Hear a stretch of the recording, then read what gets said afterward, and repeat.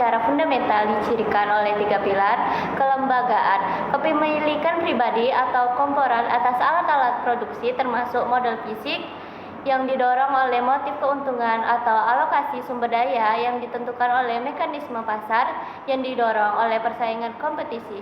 Dalam sistem ini, intervensi negara secara historis diupayakan minimal laissez-faire. Yang kedua adalah pilar kelembagaan utama. Pilar kelembagaan utama dibagi menjadi 4 bagian. Yang pertama adalah hak milik privat. Hak milik privat menjamin individu atau entitas korporat memiliki hak eksklusif untuk menggunakan dan mendapatkan pendapatan dari aset mereka. Yang kedua adalah akumulasi modal. Proses di mana keuntungan ini diinvestasikan kembali untuk meningkatkan kapasitas produksi dan profitabilitas di masa depan. Yang ketiga adalah pasar kompetitif.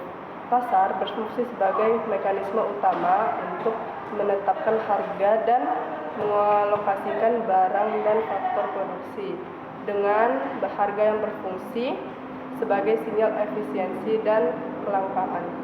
Dan juga yang terakhir adalah sistem upah.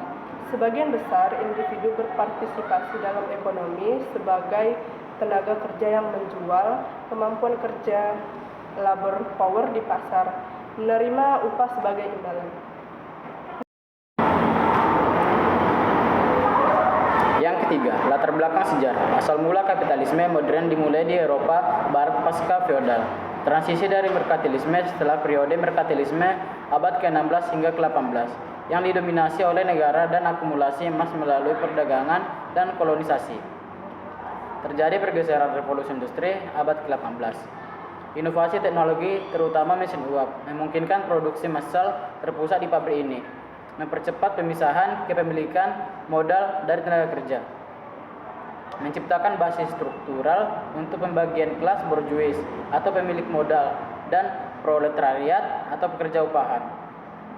Doktrin klasik, filsafat kapitalisme laissez-faire dipopulerkan oleh Adam Smith dalam The World of Nationals tahun 1776 yang mengadvokasi non-intervensi negara. Ragam negara penganut kapitalisme modern jarang ditemukan dalam bentuknya yang murni, melainkan terwujud dalam berbagai model yang secara umum dikelompokkan sebagai berikut. Yang pertama, menekankan pasar bebas yang diregulasi rendahnya serikat pekerja dan jaring pengaman sosial yang minimal sering disebut kapitalisme pemegang saham. Yang kedua, model Rhineland atau Jerman dan Jepang, menekankan koordinasi secara manajemen, buruh, dan negara. Korporatisme serta sistem kerjasama sosial yang kuat sering disebut kapitalisme pemangku kepentingan.